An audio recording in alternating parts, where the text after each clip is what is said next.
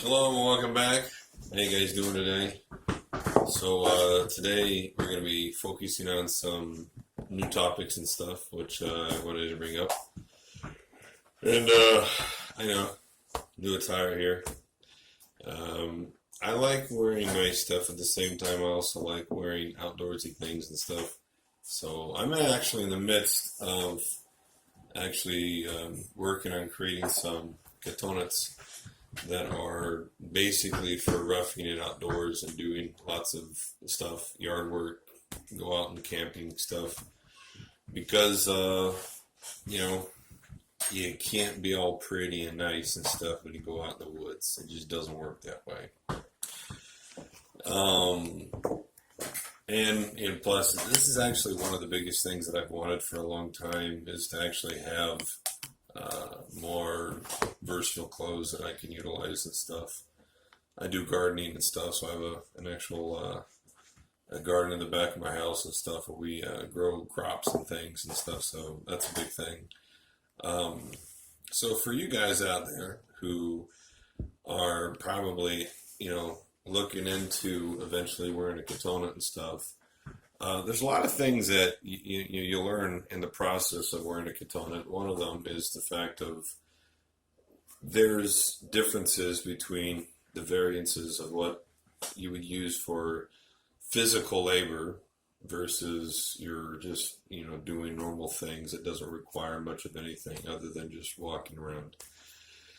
And when it comes to physical labor and stuff, we know from the Torah and we know from the Tanakh and stuff that obviously the cotonets were smaller in size and that they just went up to the knee area as opposed to all the way down to your feet, just because it's not physically possible to move around and be mobile with trying to do things like gardening and things like that with a long cotonet, because you step on it, you trip on it, it can tear, lots of things that you don't want happening.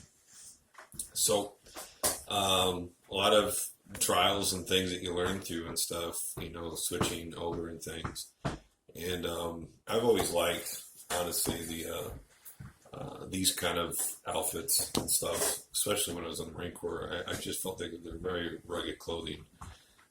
They take a beating and you can get through a lot and stuff. So, Katonet Pasim, which is my website that I sell cotonets, tallits, and stuff. We're going to be upgrading it, and we're working on it right now to be able to get cotonets on there and to be able to have. I'm actually going to be making tallits that will match this. It's an OD green, so it's a nice tallit. You can use out in the woods, and you can use out camping and stuff. Because you got to understand these things and stuff. This is exactly what David and all the other guys would have done. Can you imagine David walking around just wearing a very nice, elegant looking tallit and cotonet and going into the actual caves and hiding from Shaul? I don't think so. He would have used gear that would have been rugged, would have been able to last, and would have been able to keep him mobile and stuff. Which is why I have two businesses. One business is which focuses upon gear, which is my MaccabiBushcraft.com website, and I have another one which focuses upon tallits, cotonets, turbans, which is my Katonet Pasim website. And this has been a huge overhaul that we've been working on. There's still a lot of work to do, and looking forward to progressing in that area and stuff, because I want to tell you, the world of wearing cotonets is not as big as it should be, okay? And if you actually look at a lot of the cotonets that exist out there, you would basically think two things. Number one, these guys never went outdoors whatsoever. They probably just walked around an office place most of the time. And number two, they just wanted to look stylish, which stylish is not functional when you want to go out and actually physically work in the field. Okay. That's why we want to work on changing that. So just understand that stuff. I'm working on these very areas and stuff. I have a supplier that I'm working through. He's supposed to be giving me a bunch of samples of ripstop nylon, ripstop fabric, cotton poly stuff from his place. I'm going to be able to check it out and see what the different colors and variations they have, denim and different types of sorts of yarns. Not yarns, excuse me. I know better than that. Weaves, okay? Twill weaves. Denim, which is a twill weave, by the way. Denim is a fabric, in a sense, made from twill weave, which is a cotton, heavy-duty kind of cotton.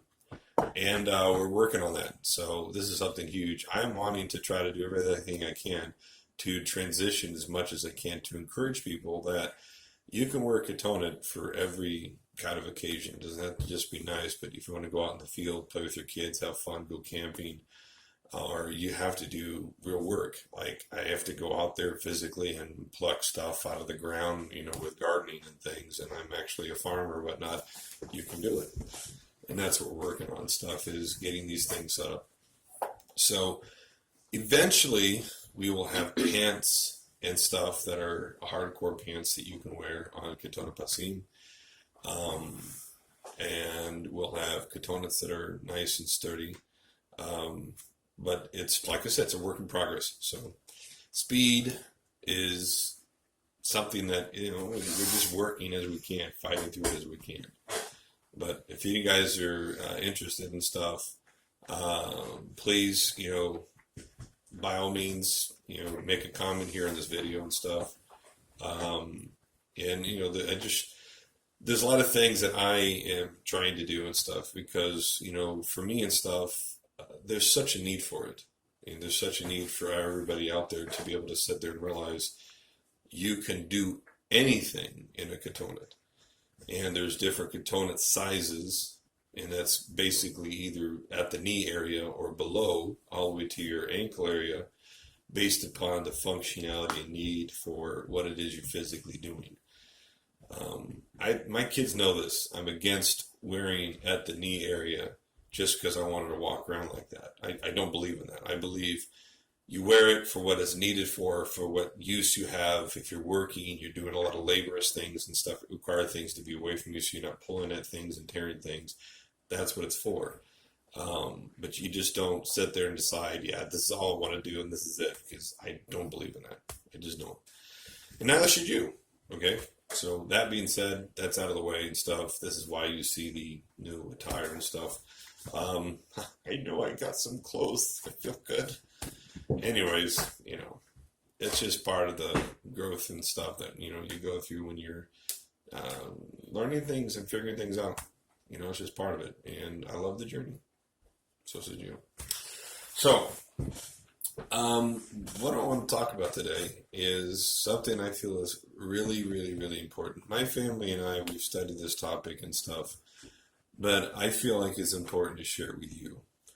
And it's a really huge topic because it's one of those things where I feel like if you really put your heart into what we're looking at and what we're focusing on, we can really see the intensity of why we need to look deeper in Scripture and not be so shallow in the way we read.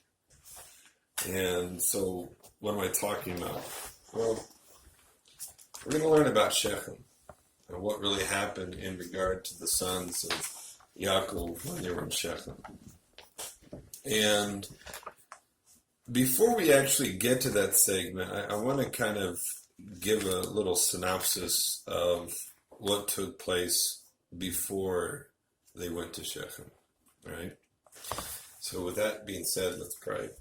I don't know, I really pray against the enemy. I pray against the enemy coming against our thoughts, our minds, and our emotions. And I pray against the enemy that tries to come against our understanding the word. I pray against the enemy that tries to fight against our ability to be focused. I pray against the enemy that tries to come against our understanding of the scriptures. I pray for deliverance and peace, and I pray for any out there who needs these things for encouragement, that they would just be really encouraged. I pray against anything that's trying to turn people away from their hope and their faith in the Word, in Mashiach Yehoshua. I pray against everything Satan's tried to do to try to turn the hearts of people away from obeying and following the truth. I pray for righteousness. I pray for holiness. I pray for restoration. Amen. Amen. One of the biggest things that we really, really, really need to put deep into our heart is an accurate understanding of what the Word says. I remember back in my early days, people would say, oh, yeah, I've studied the Bible and I've read this stuff over and over again. And, when you understand there is such a need to really grasp and understand what the Torah is saying, and it takes a lot of brain thinking, and it takes a lot of prayer, and it takes God opening our eyes, to understand the things that we need to. It's amazing how much we realize, wow, I didn't see that in the Bible. I wasn't looking at it from that angle. And this is the part that really hits the point where we begin to really find that depth of growth when we start seeing these layers that we weren't focusing on. I'll give you an example of this. And this happens to do with what we go into before we get into Yaakov going to Shechem. Yaakov left his father with the blessing of going to get a wife. Yaakov had to suffer knowing that his brother had plotted against him to kill him. And Yaakov, as we know in the scripture, basically took only what he could on his back and went and had whatever money to eat provision or whatever provision he had physically on him. And by the time he got to Lavan, you'd have to basically say he was impoverished. How did Yaakov feel being impoverished? How did Yaakov feel at the age of 40, having really sat there and looked at his life and realized that he really wanted his father's blessing? He really wanted to obey and follow his father's footsteps. He wanted to get the blessing his father was wanting to give. But he didn't want Esau, who didn't really show any care for Torah, who wasn't really devoted to really doing the things of Torah. He didn't want to see it going on him. And he's 40 years old, and he makes a decision to deceive his father because he wants the birthright. You have to think about how severe that was for him and how very much involved that was for him at the age of 40. I'm 42. So when I think about this, I think that was just 2 years ago for me.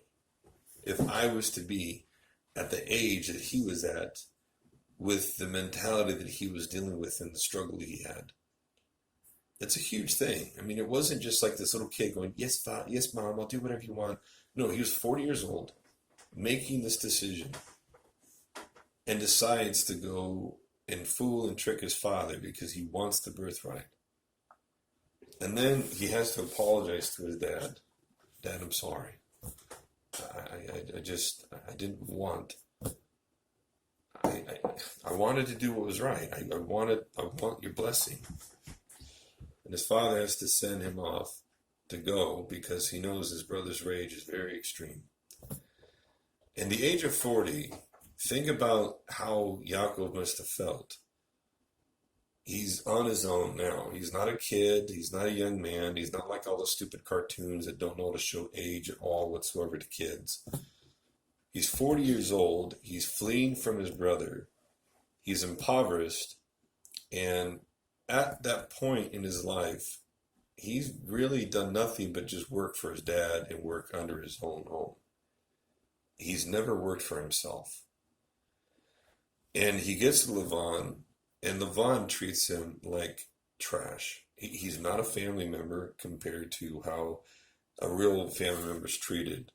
He's treated like the kind of person where he's dealt with, he's being technically accepted, but realistically he knows he's not. And Yaakov's just trying to take everything he can just from that level of what Lavan was willing to give acceptance-wise as just being, well, partial positive.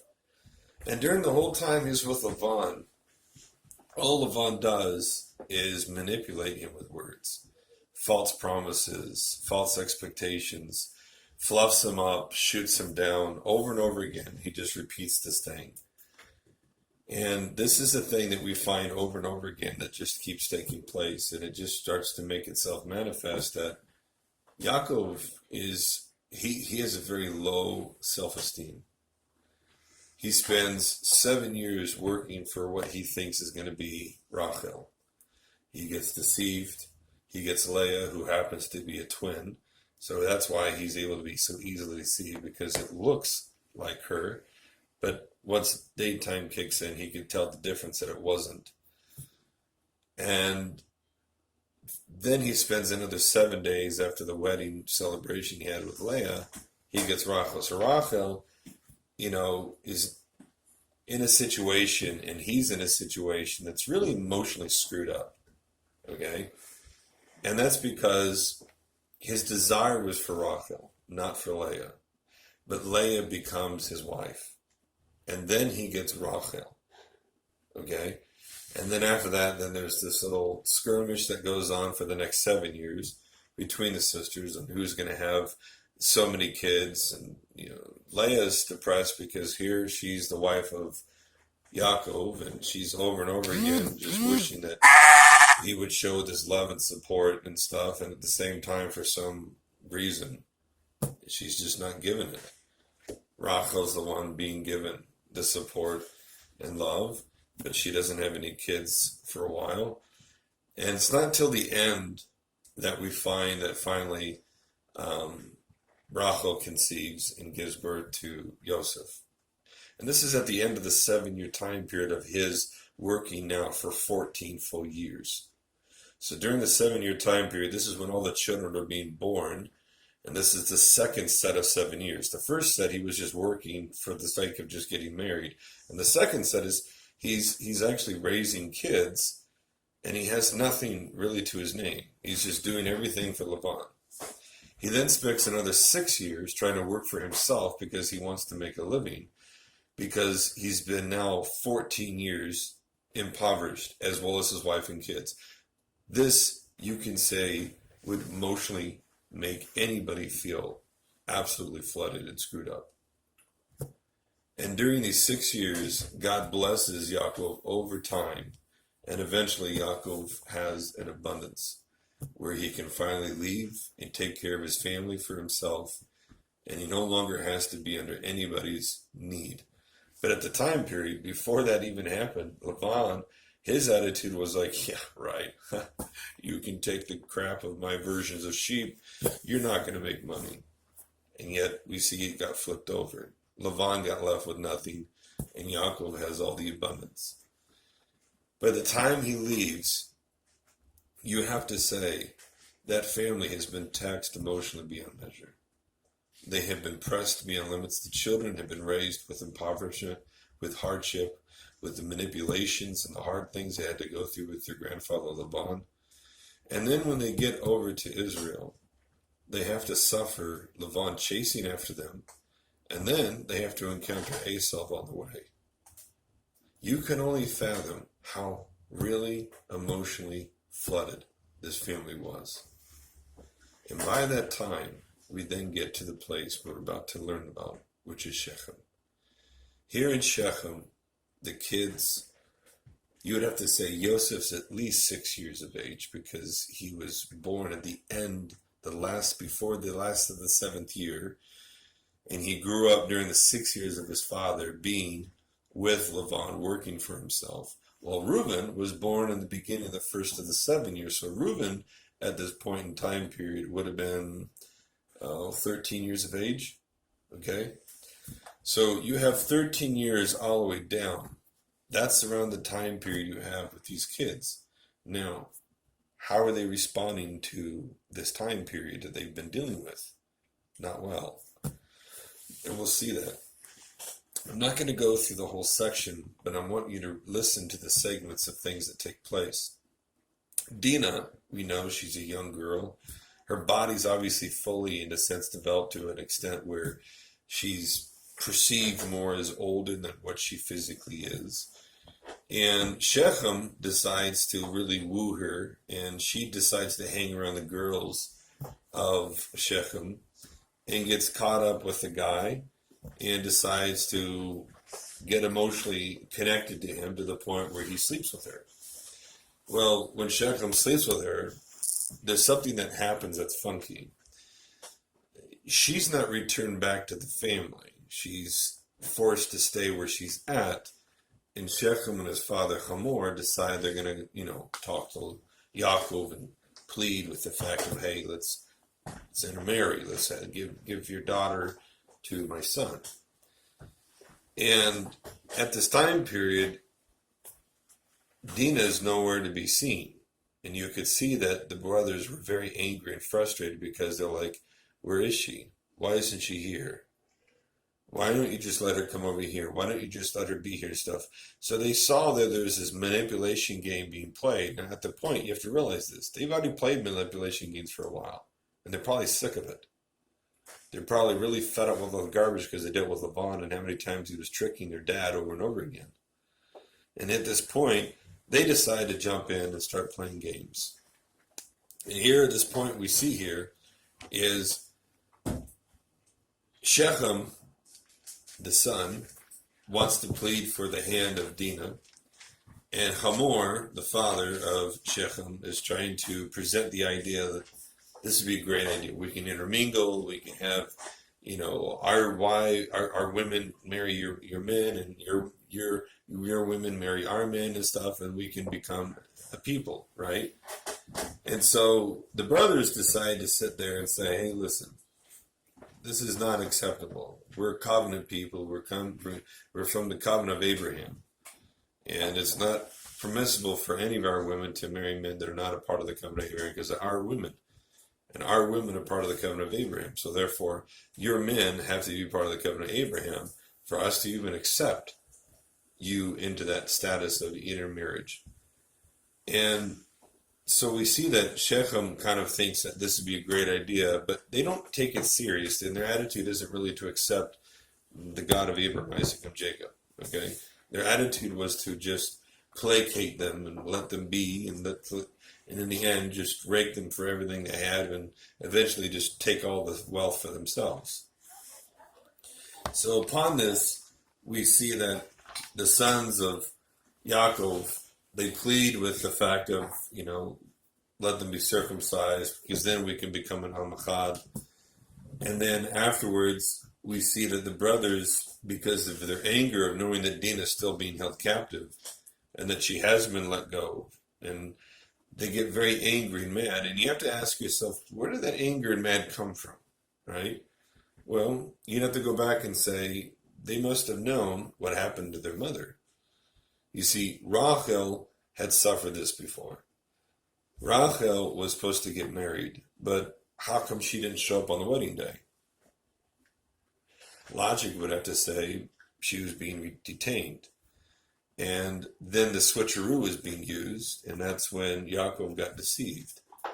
So they had known that Lavan had played games like that, and that was something that really disturbed them and really angered them. And having that, when you have these things in the family that you know of past events, you're like, I'm not going to let my family get messed up like this. And here's Dinah. She's being detained. She's not been free to go. And they get very upset, so the sons decide to plot their own vengeance against Shechem. What do? They go in and they slaughter all the men. And then they begin to take all the different animals and the belongings and they start using it for their own personal gain. And you say to yourself, why? Why were they caught up in trying to get all these animals and all these things for their own personal gain? What was this all about?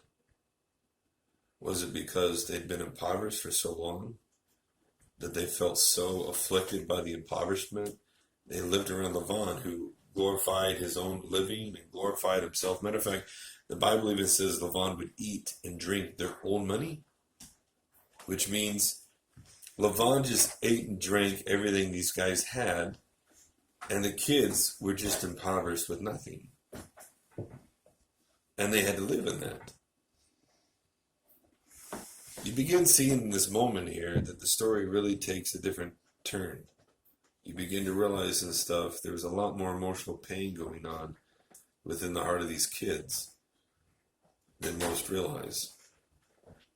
And this is coming to the point where we really begin to realize, how do children get affected in these major issues? These major emotional difficult issues. And the answer simply is, they get affected really bad. Yaakov, when he sat there and he saw what had happened, sure, Dinah was now back in their midst, but he saw everything they did and he was grieved because he saw what they did was wrong. He knew that getting all the booty from what they did when they sat there and plundered the people of Shechem, that was wrong. And he had to sit down with his kids and talk to them. He had to share with them what happened. And the Bible tells us it was at this point when they had to do a major teshuvah. He asked his kids, is this how we require wealth? Is this how you want people to look at us? Do we just go in there and take people's things because we're mad and angry at the injustice we've been through? Should we act this way? Should this be the way we do things? Their kids' hearts were broken. And so he tells the children, strip everything that you've taken off of you. Remove all the stuff that you've taken and get rid of it. The children had to make a real hard decision, but they had to realize that what he said was right. They were wrong for what they did. They'd seen that the victimization of what they'd suffered affected them so greatly that it made them want, even when they had more than they ever had. I mean, think about it. The Bible says that Yaakov had so much that even the men said everything that belonged to Laban was now in Yaakov's possession. But at that moment, how did the kids feel? The answer was, it wasn't enough. What about all the years they'd suffered? What about all the years that's how they looked at it? They struggled. It affected them. It broke them. But when Yaakov sat there and reasoned with them and said, guys, look what God has done for us. Look how God has delivered us from Satan. Look how God has delivered us out of this impoverishment. How he's broken the power of the enemy off of us. He even saved us from the hand of your grandfather, Laban. Your father is now stand here and has all the things that he's needed. When he's wanted time and time again to leave Laban, and now he had the opportunity, and now he can. You guys have beds to sleep on. You have tents to dwell in. You have cattle of your own. You can imagine how their hearts had to be really convicted to realize they had been pulled by the enemy in a way that the enemy plays to try to really play games with kids. And that's what? The enemy likes to afflict so hard to make a child just want. It's one of the biggest things that we have to see. That's probably one of the hardest things it has to do with regard to life. Think about this.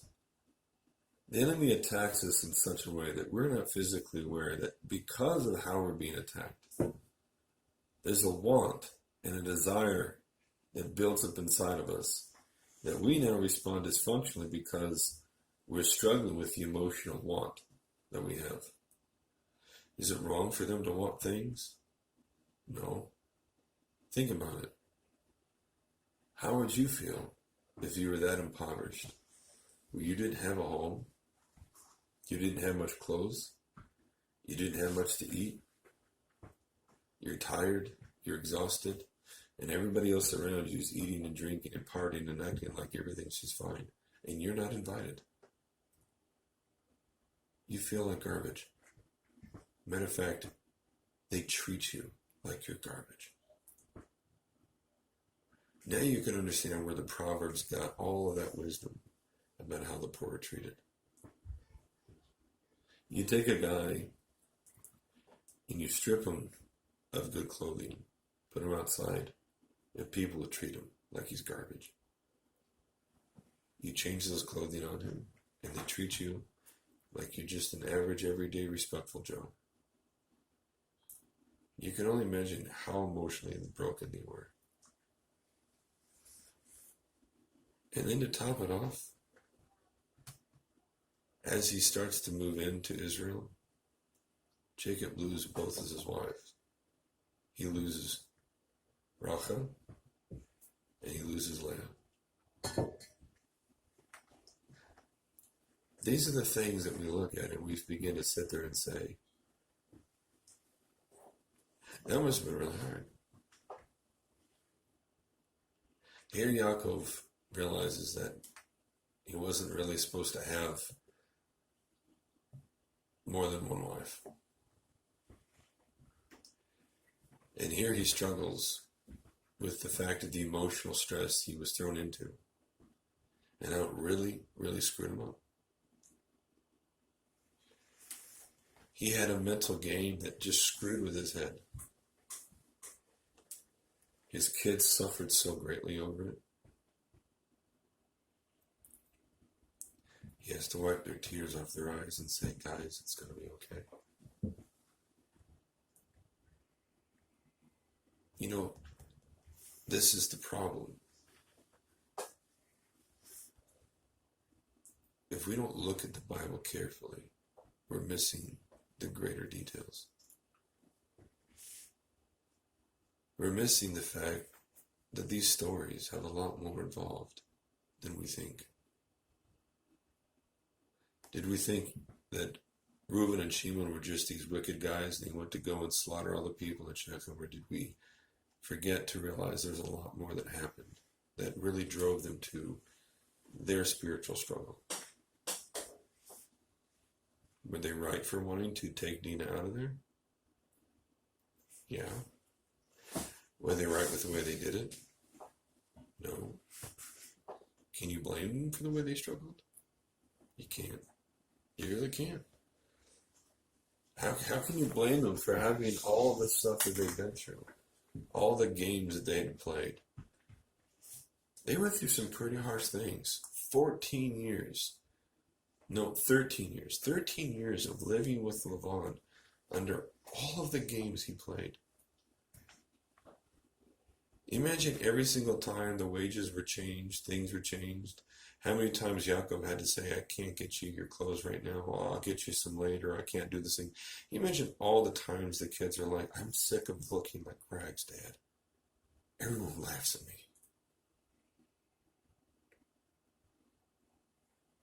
Yeah, that's when you sit there and you think, how did Yaakov feel? When he goes out in the field and he's praying, oh God, please help me. My kids are struggling, and I hate it. And Lavan, all he does is play games with me. All I'm ever going through. I can't even leave this place because I don't have enough money to leave.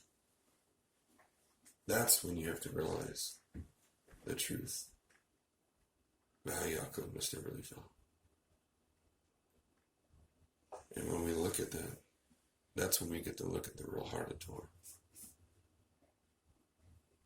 See, all these guys and stuff, sometimes people over-glorify pictures, and they miss the biggest goal of everything, the real heart of what they went through. And then people miss the fact of how they can actually start relating to these people in ways they never thought they could. Yaakov did teshuvah. Rivka, Rachel, all these people in the Bible that we read about, they all did teshuvah and the things that they screwed up with. They all were begging for God to help them. They were telling God how much they feel flooded with everything they've suffered in their life. And what does the Bible say? The Bible makes it clear when God came to Yaakov and he says, I've seen all that Laban has done to you. You know, sometimes we sit there and we wonder, why does God wait so long? Why? Why does he let us go through so much suffering? And a hardened heart's created from that sometimes. Because it's almost like we start to blame God and think that He's the culprit. He's the one causing the hardship and the hardness to happen. But we don't really understand the bigger picture. Some people harden their hearts at the point where they think God doesn't care, so they just stop believing in God because they think, well, look. But they don't look deep enough to realize, why did all these things happen? What did they learn from it? And you hear the words of David Hamelech speaking, wait upon the Lord, and He will renew your strength. Wait, I say, upon the Lord. And you know, those words, they didn't just come from David's mouth or from David's own personal journey, even though they were very much a part of those very things. The things that we can find so evident is that when we look at what David was reading, we learn that David saw what Yaakov went through. And we learn to see what David had to realize himself. Wait. Be patient. The Lord will lift you up. Did Yaakov live to be a person who suffered a lot? Absolutely. His kids suffer a lot too. It's hard when you see how your kids can be demoralized because of suffering. It's one thing to go through yourself, but when you have to see your kids struggle with it, that's when it really hits you hard. You have the age and the maturity to be able to see certain things that they don't. And so they act out in ways that you're trying to figure out what's the problem, what's the culprit, what's the issue. And you know, sometimes you have to sit down with your family and you need to sit there and say, hey guys, let's talk. What's bothering you? What's going on? What are the things that you don't like that's happening? What are the things you feel like? And you just let them express themselves. Don't get angry. Don't get mad. You just hear them. And you know, when you hear them, you sit there and you write that in your heart. And you start saying to yourself, I need to pray for that. I need to pray for those very things. That's how they feel. That's what they're dealing with. I need to encourage them. It's amazing how much the Bible is filled with so many emotional struggles and hardships. And you can imagine how the Talmudim had read the Torah so many times when they asked Mashiach Yehoshua, how then can a man be saved?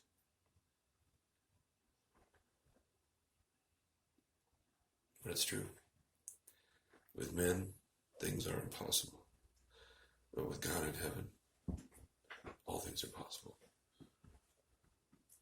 That's why we got to trust in His Word. We have to read it and stand against Satan. Stand against every demonic thing Satan tries to throw at us. We live in a world where we are being attacked daily. We live in a world where we're being attacked weekly, monthly, yearly. And we have to understand that the Word is what gives us that strength. Because we learn from the Scriptures, faith cometh by hearing and hearing by the Word. How do I become filled with faith? It's when I read about a man who suffered so much in the Bible. And then I see how God helped him overcome and how God delivered him. That's where I have the faith. You know, the Bible is the best survival book you could ever read in your whole life. Famine, war, doesn't matter what it is. When we sit down, we read the Scriptures. It encourages us because it fills us up with knowing the fact of we're not alone. We don't have to just sit there and just, trust in what we understand or what we know or what we've been able to figure out or stuff. But rather, we can pray and ask God to help us. And He will deliver us from everything Satan throws at us. And that He will see and watch everything that goes on in our life, and he will not let go of us.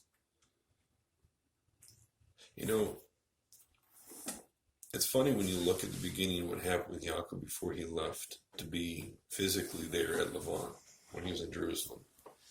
God gives him a dream. He says he'll be with him, and he'll watch over them. He'll bring them safely back to the land. And then you see Yaakov spend 20 years going through some really hard things. But it's true. God watched over him. God was with him, and God brought him back. And we see that. And that's the thing that brings us the hope and the encouragement of realizing the fact of, you know, it doesn't matter what we go through. It doesn't matter how much we may suffer at times. God promises he'll save us and deliver us from everything the enemy's trying to throw against our minds. He will be there for us. He'll protect us. Just, we need to be obedient. As David teaches us, that God will answer those who call upon him in truth, and that God is there with those who fear him. And as Jacob said, to guard me in the way I am going. Meaning, guard me in the path of keeping Torah. Watch over me in the path of observing the commandments, and protect me as I continually press forward in keeping the commandments. This is one of the biggest things that's so important to understand. We don't want to be fools because we're disobedient. We don't want to be fools because the hardships and things in life is because of our own doing. We want to be wise, and we want to be obedient, and we want to pray for God to save us from our own struggles and our own weaknesses. God knows what we're weak in. He knows what makes us crumble. He knows what button that pushes into us makes us just fall apart. But if we hold on to his word, if we keep his commandments, he will preserve and save us, and he will deliver us out of temptation. And these are the things that we have to really focus on and see why this is so important for our lives and stuff, to know that putting these things in our heart is so essential. And learning the scriptures and realizing what the scriptures teaches us is so vital.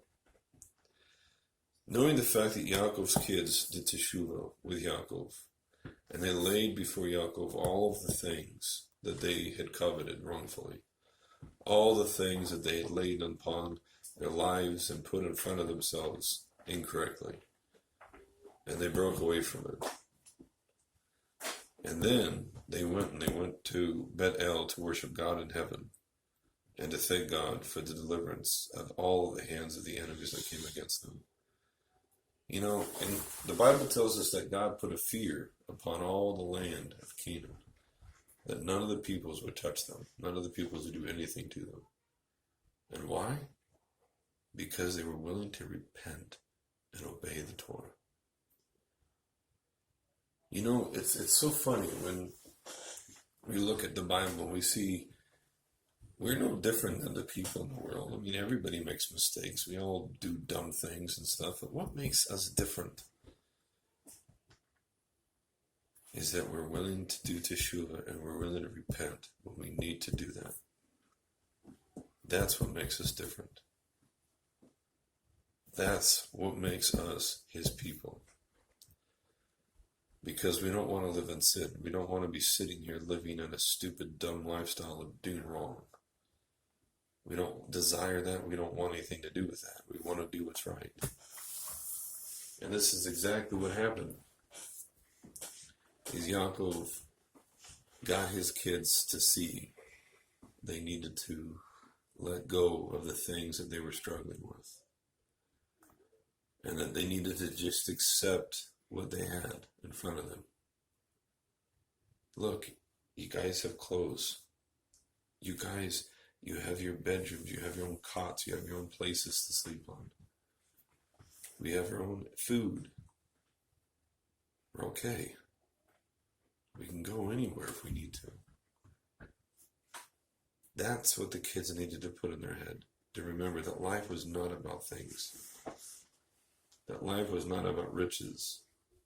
Matter of fact, one of the biggest things I could tell you, if a person's ever been around a rich person who cares nothing about being obedient, who doesn't care about doing the right thing, it's very quick and easy. You can learn from watching them.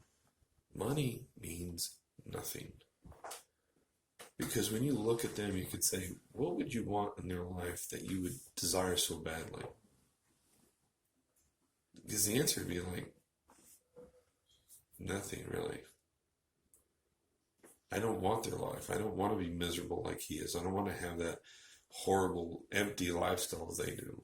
And that's the thing. Yeah, that's the goal, is to sit there and realize, yeah, it's empty. There's nothing there. Nothing there to want. Nothing there to even be worried about whatsoever. Because it's nothing. It's empty.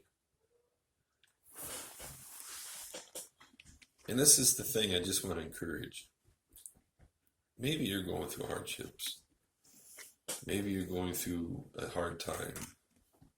Maybe your kids are kind of all over the place because of it. Look out for them. Lift them up. The Bible says that when Yaakov went to leave, he lifted up his children and his wives. He lifted them up emotionally. He lifted them up spiritually to encourage them, because he knew they've been through a lot. We need to remember that. Kids suffer a lot. It's not easy for them to go through the things they go through. They don't have the wisdom and the maturity as an adult. Women, they go through a lot. They want to have security. It's kind of funny. A woman naturally desires security. A man, it's not the way he thinks. He thinks, I can live in the bush and I'm fine. I'm alive. I'm kicking. I'm okay. A woman, it's like she has a whole different viewpoint of how she wants things to be. But understandably, it makes sense why women think the way they think. They're born under submission to their father. They're born to grow to be under submission to their husband. They're always in need, because that was their role. Their role was to place upon that a man to look at that and say, my job is to take care of you. My job is to watch over you. My job is to protect and defend you. Right? We look at God as he's the one who defends and protects us, right? But they look at us as being the ones to protect and defend them. And it's a kind of a different thing of why we have to sit there and realize, what did Paul mean when he says that, remember that women are weaker vessels? I've always hated when people take that thing and they try to cheese it out as to try to make an excuse for why they can make themselves weaker and stuff. When weakness needs to be defined specifically, correctly with what the Bible teaches us about weakness. I've seen girls pretend that they're too weak to hold a knife or a hammer or stuff like that and do things. And that's just more of a mental state of just not realizing they can do that. They're able to. They just don't see that in them yet. Okay? But there are things where it's very evident a woman is weaker in. And these are the things that we have to protect. These are the things that we have to do everything we can to comfort. And this is why it's so important for us to understand the needs of kids and the needs of our wife, and to take care of our wife and kids and watch over them, to understand that when they suffer, we need to encourage them and lift them up. You know, one of the hard things that does happen, and I know this because I've been there myself, is, you know, when you've gone through really harsh times, sometimes you get gruff. Not because you're trying to, you know, like, I think I just want to be gruff right now. No, it's the stress. It's the overwhelmingness. It's the complete broken downness of yourself that you're sitting there and you find yourself going, oh man, I don't even like how I am right now. And you see that you've gotten a bit gruff and rough on the edges and stuff. And those are the things that we have to learn to break away from, to not be that way. Because it's hard. I mean, the Bible makes it clear, guys. You know what? The world is going to be the hardest on us. And things in life are always played harder on the guys. And so, in truth, women, you got to look at your men and realize and stuff, they put up with a lot. And they have to go through a lot to get where they're at times. Sometimes there is no thank you. Sometimes you can be a woman and be poor through things. And the husband's trying to do everything he can to support and do everything he can for his family. But people look at your husband as a piece of crap. And you'd be thinking, I don't understand why they look so low on him. He's the hardest working man I've ever met in my life. And it's hard because sometimes they get really maltreated. And they have to suffer so much because of how they're treated in regard to the things that they're trying to do. And, you know, this is why it's important for wives to pray for their husbands. Pray for the husband's well-being. Pray for the husband's emotional states because, you know, guys go through a lot. Just like we have to pray for our kids. We have to pray for our wife. We have to pray and lift them up, and we have to look at the things and be mindful watching, you know, how are they responding? What are these things that they're doing, and how is it affecting them? And what direction are these needing help or something in? All these things are so important for us to lift up and to really think about. I hope you take what I'm saying here, this lesson here, and find encouragement. I'll see you next time.